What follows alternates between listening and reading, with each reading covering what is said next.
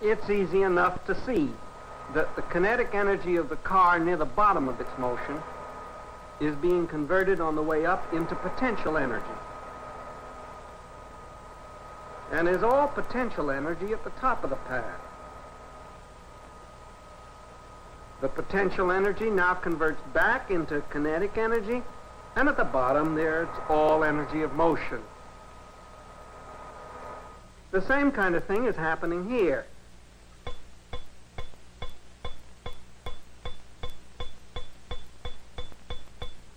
Watch it in slow motion. Kinetic energy, the energy of motion, now becomes the energy of separation between the ball and the earth. And down at the bottom, it all goes into potential energy of compression. Now all along, all the time, the ball is losing energy. What about the principle of conservation of energy? You know it loses some by friction with the air, but it also loses some when it hits the glass plate. It's a lot easier to photograph the compression of a rubber ball than a ball bearing, but the idea is the same. As you can see, the energy loss at impact is important, but it's easier to discuss the energy loss due to friction with the air, and once you've understood that, you'll understand the effect of the solid surface too. Let's go take a look at a model of a gas we've got over here.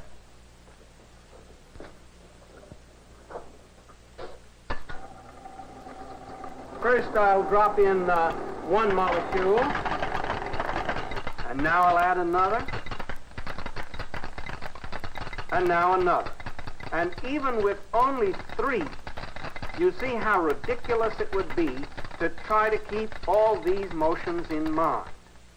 Even in slow motion, even though it's easier to see, you'd still have to be outrageously patient to keep track of all of these motions.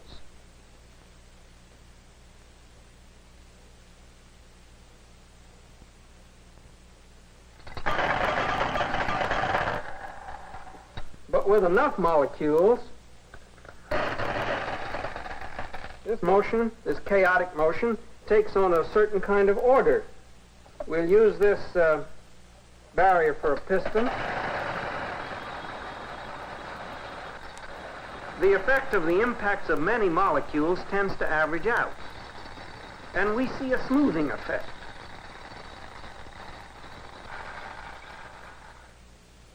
Now, in a real gas, we substitute average quantities.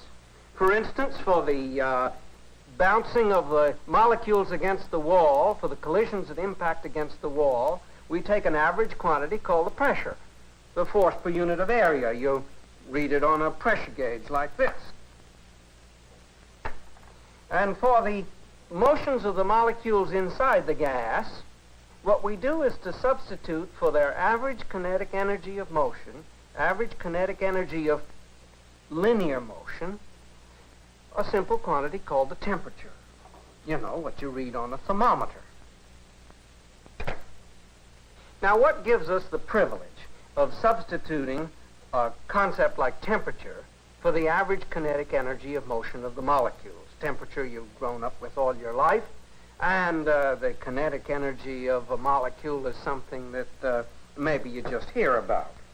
The argument is really simple. It goes something like this. The kinetic theory of gases, the theory, says that the pressure in a gas is proportional to the average kinetic energy of the molecules. The average kinetic energy of the linear motion of the molecules. The text has it all worked out, but let's write it this way. One of these quantities, mv, comes from the momentum change at impact. The molecule hits and it bounces back, and the momentum change is, of course, proportional to the momentum of the molecule. And the other v comes in because the faster the molecules are going, the more molecules hit the wall. That's easy enough, and that's why we get the mv squared. Now, experiments say that the pressure in a gas is proportional to the absolute temperature. The pressure is proportional to the absolute temperature. This is a little more complicated than I make out here, simply because we use this relation to define absolute temperature. In order to clarify this notion, let's go do some experiments over here. We're going to observe the pressure of a gas as a function of the temperature. Here we have a container with 2 atmospheres of helium gas. Andy, would you take this? We're going to immerse it first in boiling water, then in melting ice, then in dry ice and alcohol, and finally in a bath of liquid nitrogen. Okay, Andy, can we start taking some readings?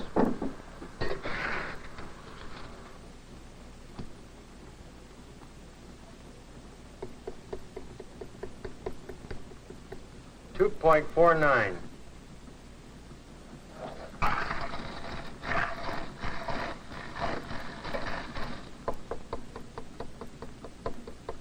.81.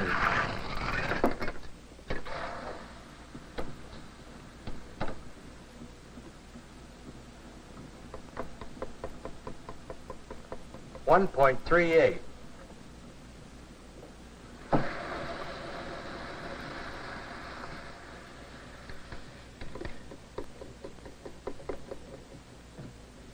0.55. Now let's take a look at the pressure readings. They go all the way from above 2 atmospheres, from 2.5 atmospheres, all the way down to half an atmosphere at the temperature of liquid nitrogen. So let's try the experiment again with another gas. This time we'll pick oxygen. Okay, Andy, let's go.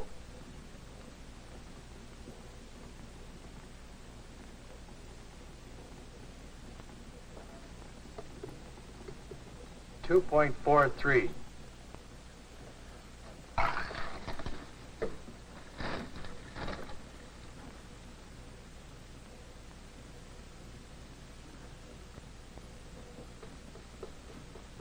1.81.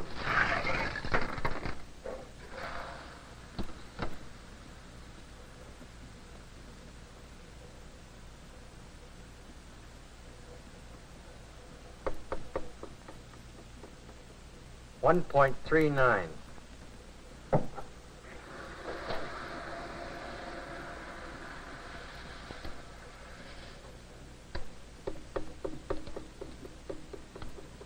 0.31.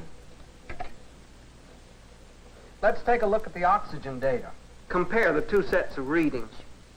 Remember, we forced them to fit at room temperature at 2 atmospheres for both. But at boiling water temperature, and at melting ice, and at the dry ice temperature, they agree perfectly, as well as we could read them.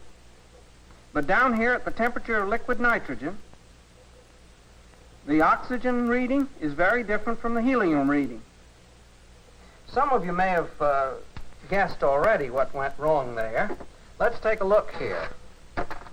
Here's some liquid nitrogen in a tin can, and let me hold this so you can see.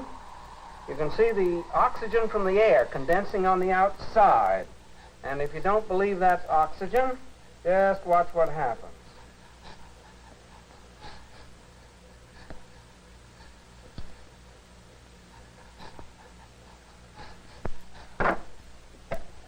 So you see what happened in the experiment is that the oxygen partly liquefied in the bulb.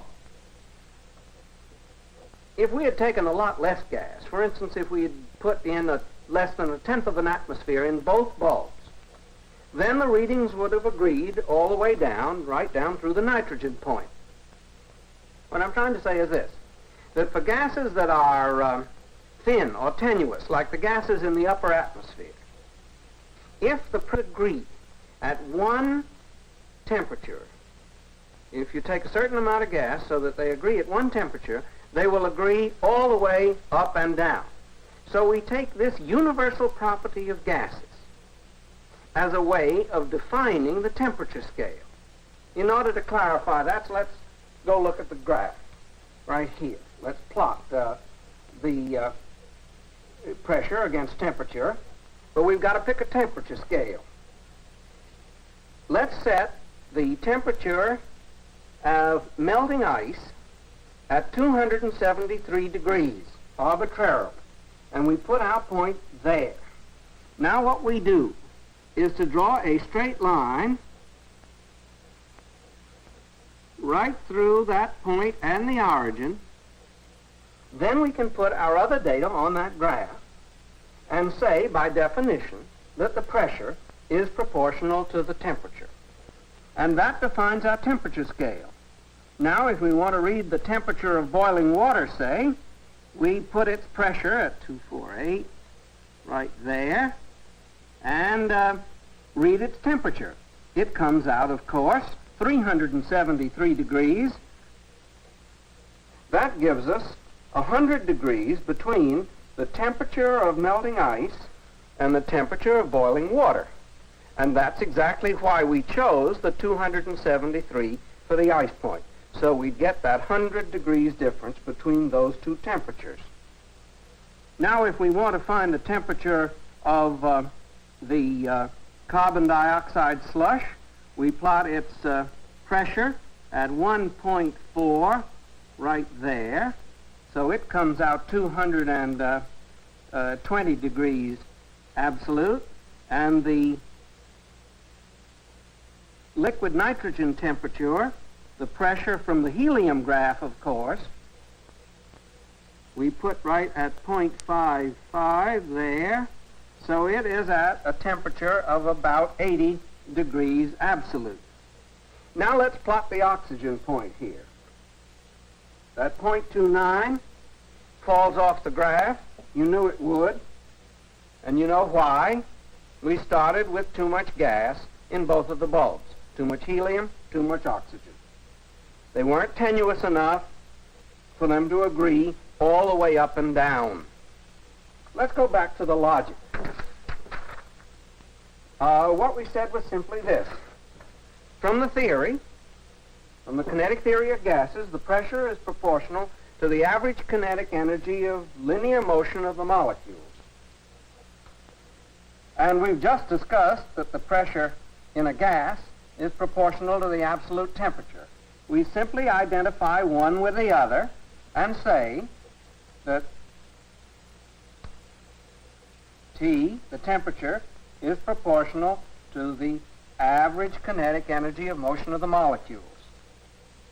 We simply measure the average kinetic energy of translation of the molecules by observing the absolute temperature. When a gas is hot, the molecules are moving fast. When it's cold, the molecules are moving slowly. But all of that energy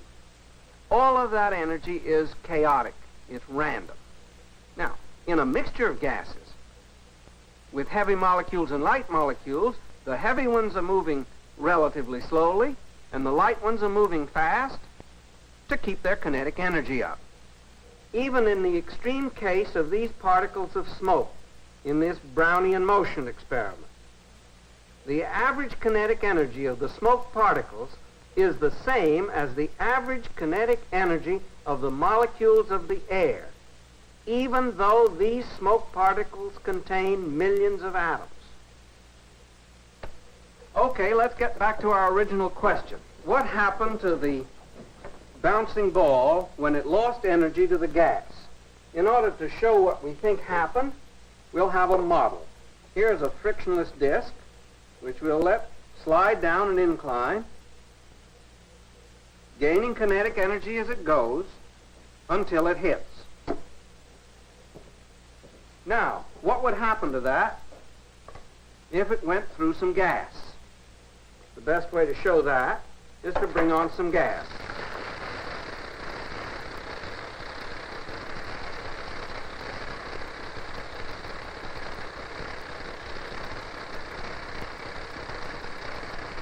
And the disk comes to a Brownian motion halt. Let's try it again. The orderly kinetic energy of the disk is transferred into disorderly random motion of what we have called the molecules that were hitting it.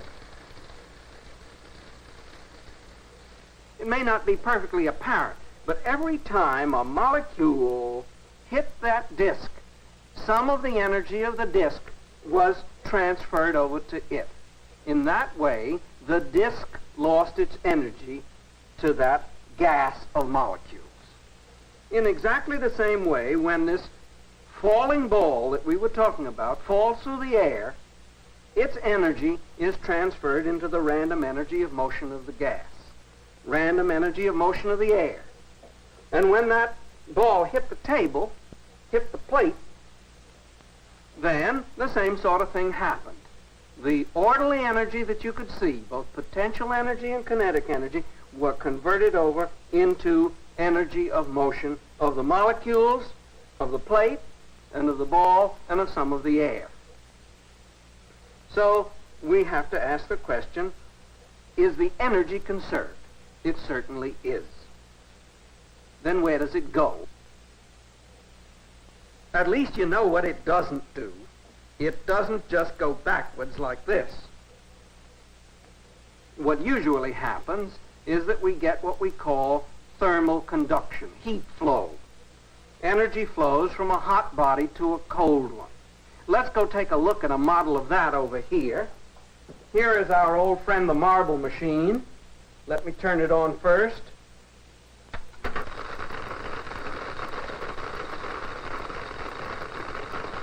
The marbles in the lower compartment have no effect on the ones in the upper compartment. They are separated by two bars with an insulating airspace between them. Now suppose we take away that insulating barrier. It's a little clumsy, but let me try it. Right, just like that.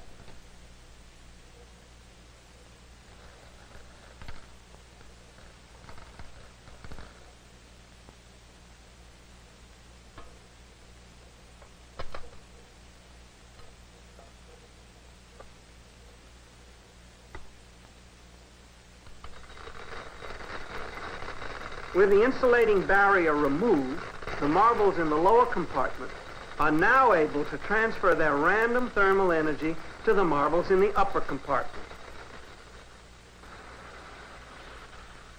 And that's exactly what happens when we heat something with a flame. Here's a flame, here's something, bulb of gas, and the molecules in the flame that are moving very rapidly transfer their kinetic energy first to the bulb, and then to the gas. Now, some of the energy of the flame goes into the energy of the gas, and the temperature goes up, and the pressure goes up. Now, what do we mean by the principle of conservation of energy? Energy appears in various forms. There's kinetic energy and potential energy, and sometimes it's orderly, and sometimes it's random. And when it's random enough, we call it thermal energy. Some people call it heat. What we mean by the principle of conservation of energy, then, is simply this. We believe that energy is never created, never destroyed. We may convert it from one form to another, from orderly motion to random motion. We may fritter it away by warming up the air, by warming up the ocean. But it's still somewhere. Now, there's one more thing we've got to discuss before we finish.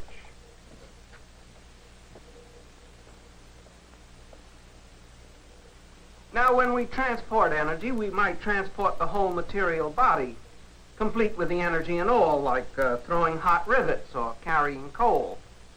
Or we might have energy transported by molecular bombardment. We've just been discussing that. We call it heat conduction. Or energy might be transported by radiation. Usually this takes the form of electromagnetic radiation, say infrared light or visible light. In fact, most of our energy comes to us that way. It comes to us from a star, our own personal star called the sun. In the sun, the energy is stored by the atomic nuclei. And this energy is converted into random thermal energy in the sun, and that random thermal energy into radiation. And the radiation comes through space, and some of it is captured here on the Earth. And some of that, by the process of photosynthesis, is converted into trees. And the trees were converted into coal or oil.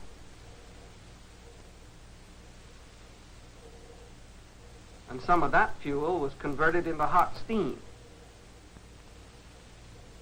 or something that turns a turbine, or runs a motor. And we get orderly mechanical energy out of that. But regarding the conversion of thermal energy into mechanical energy, and then mechanical energy back into thermal, more of that in the next film.